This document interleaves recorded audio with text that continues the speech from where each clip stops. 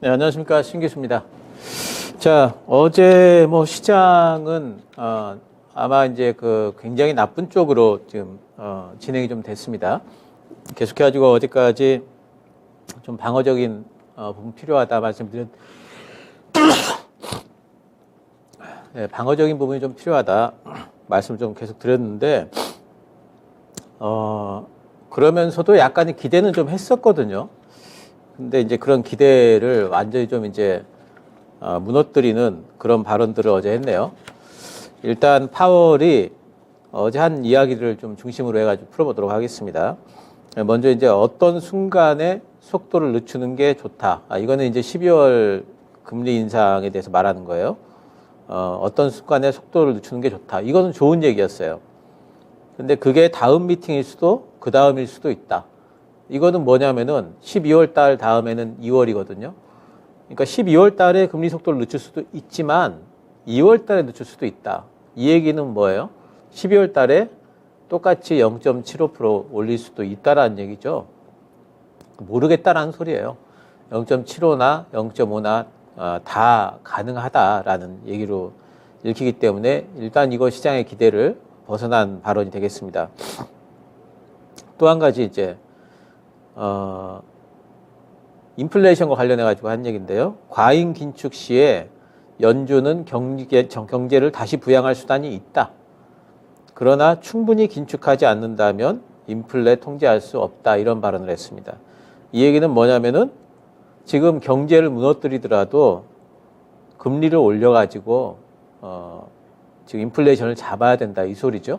경제가 무너져도 경제가 살리면 되지만 인플레이션 올라가는 게 더 높아져 버리면 이거는 잡을 수가 없기 때문에 지금은 경제 무너지는 거를 지금 그런 거를 가지고 지금 걱정할 때가 아니다. 인플레이션을 잡는 게 최우선이다. 이거죠. 이거는 이제 그동안의 발언하고 비슷한 맥락입니다. 굉장히 매파적인 발언이긴 하지만 그래도 그동안의 발언보다 더 나아가지는 않았어요. 지난번에 이제 했던 발언이 워낙 강력했기 때문에 지난번에 했던 발언 정도로 봐야 됩니다. 근데 이제, 그리고 나서 인플레이션과 관련해가지고 상품 인플레이션은 떨어진다. 하지만 원하는 수준까지 떨어지진 않았다. 서비스하고 근원 인플레이션은 오르고 있다. 그러니까 상품 인플레이션은 아무래도, 공급망이 조금, 트이고, 그리고 유가도 빠지고, 원자재 값도 빠졌으니까 인플레이션이 좀 떨어지긴 했다 이거죠. 근데 원하는 수준까지는 아니다. 어떻게 원하는 수준까지 한꺼번에 떨어지겠어요? 떨어지는 중이라는 게 중요하긴 합니다. 근데 이제 서비스하고 근원 쪽을 보고 있는데 서비스하고 근원은 상품 인플레이션은 있죠. 이거는 이제 글로벌하게 전체 글로벌한 어떤 공급망이라든가 원자재 가격과 관계가 있다면 서비스나 근원 인플레이션은 미국 내의 수요와 관계가 있어요.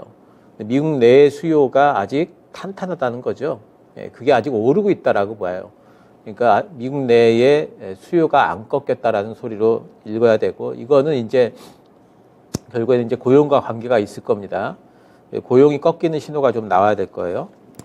그리고 파월이 이 부분이 사실 그동안에 나왔던 얘기가 아닌 새로운 얘기가 나온 거예요.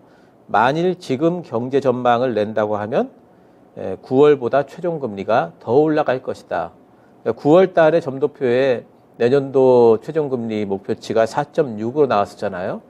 근데 이것보다 더 만약 지금 이번엔 점도표를 안 내니까 망정이지 만약 냈었다면은 한 5점 정도 갈 수 있다. 5.25도 갈 수 있다. 5점대까지 갈 수 있다라는 것을 지금 이야기를 한 겁니다. 이거는 그동안에 했던 발언보다 앞서 나가는 얘기죠. 훨씬 더 강력한 발언이 되는 겁니다. 그러니까 어제 결론적으로 얘기하면은 이제 어제 했던 얘기 중에 12월 달에 대한 속도 조절은 이거는 잘 모르겠다. 모호하게 얘기해 버린 겁니다. 이거 나쁘죠. 그리고 내년도 타겟금리 수준의 상향 가능성 이걸 또 이제 얘기를 한 겁니다. 이거는 새로운 이슈예요. 이렇게 되면서 어제 이제 시장이 급락을 했는데 이렇게 되면 이제 시장에서 12월 달 그 자이언트스택 것만 하더라도 굉장히 안 좋은데 내년도 타겟금리 수준 상향 가능성 이러면은 이제 그동안에 제가 얘기했던 시나리오의 기반이 지금 뭔가 바뀌어버리는 겁니다. 그러니까 제가 시나리오의 기반 중에 얘기했던 시나리오의 기반 중에 타겟금리 수준의 상향 가능성과 관련해 가지고는 그 부분은 생각을 안 하고 지금까지 시장에 대해서 읽고 왔는데 이 부분이 새로운 이제 그 정보가 생긴 거기 때문에 시장에 대한 전망도 지금 이제 바뀔 수밖에 없는 거죠. 또 어제 이제 고용 부분이 이제 중요한데 고용이 ADP 민간 고용이 23만 9천 명 늘었습니다. 블룸버그가 18만 5천 명이었어요. 굉장히 뛰어넘죠. 그러니까 지금 현재 고용이 너무 좋다 이거죠. 그래서 고용이 제일 큰 이제 아마 이제 키워드가 될 것 같아요. 고용 보고서가 또 내일 발표가 됩니다. 어제 발표된 거는 고용 보고서 오늘 밤에 발표되는 게 이제 미국 노동부에서 나온 거고요. 어제는 이제 민간 고용인데 아마 고용이 증가됐겠죠. 그래서 이런 부분들 고용 증가와 관련된 고용 지표, 월간 고용 지표하고 또 다음 주엔 CPI 나오죠. CPI하고 이런 것들에 대해서 시장이 또 굉장히 민감하게 반응할 수밖에 없겠네요. 11월 달도. 그래서 지금 어제 이제 시장 S&P 500 잠깐 보도록 하겠습니다. S&P 500을 보시면은 뭐 나스닥도 그렇고 S&P 500도 그렇고 다우도 그렇고 다 빠졌는데 빠진 형태가 거의 종가 저가로 빠졌어요. 그러니까 계속 빠지면서 마감이 됐습니다. 그러니까 추가 하락 가능성 분명히 있다 보이고 그러면은 중요한 거는 이제 어디까지 빠질 것인가 이걸 전망을 해봐야 되는데 그동안에는 어떻게 생각했냐면은 빠지더라도 다시 올라온다. 왜?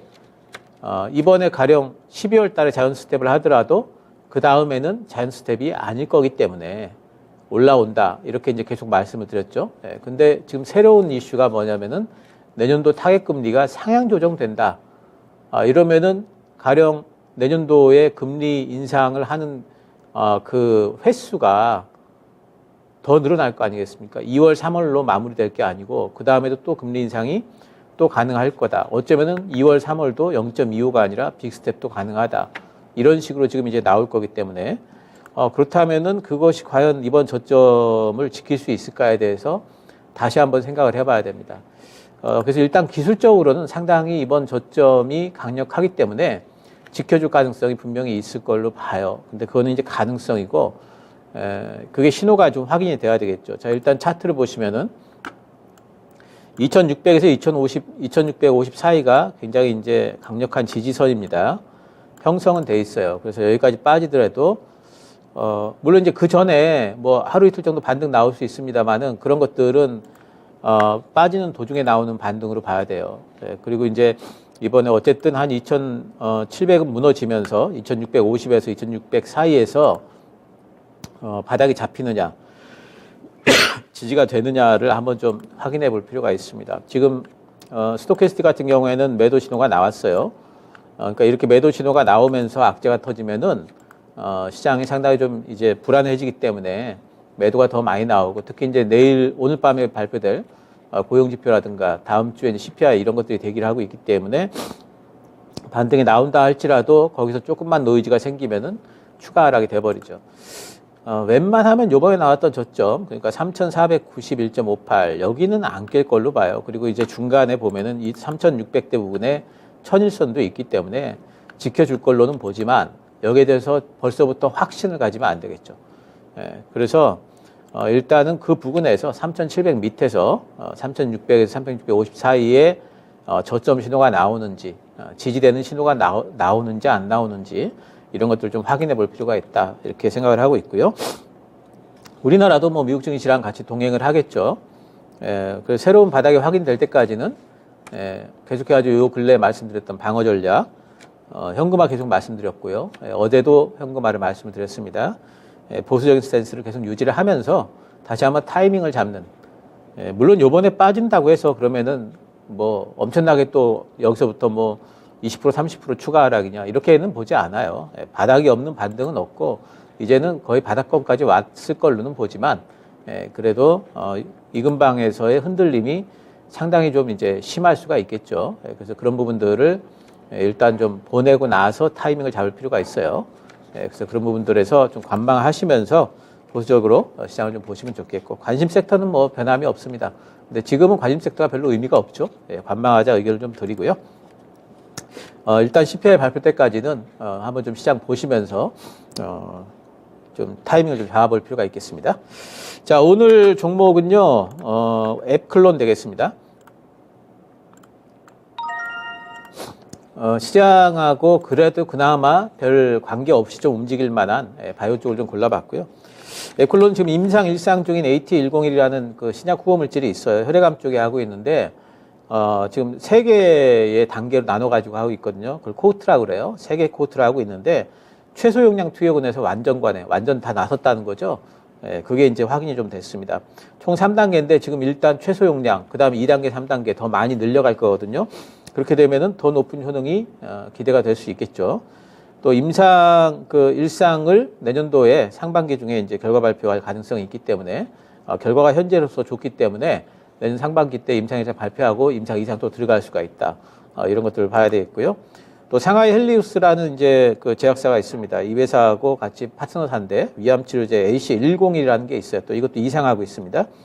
85% 이상 유효 지표가 예상이 된다라고 발표를 했고, 또 4분기 내에 중간 결과를 공개할 걸로 보고 있습니다. 중간 결과 공개하게 되면은 모멘텀이 되겠죠. 내년도에 3상 또 진입할 예정이고, 요즘에 결과가 계속 좋게 나오는데, 근데 이제 공시건이 그 거래소 그 바이오나 제약 임상 공시건이 상당히 좀 이제는 좀 그 제약이 좀 심해져 가지고요. 그런 공시를 하겠다라고 했다가 홈페이지 공시 정도 하는 정도로 지금 지난번에 하는 바람에 주가가 확 떨어졌어요. 근데 실제 내용상으로는 변함이 없고요. 지금 반등 중에 있다고 보입니다.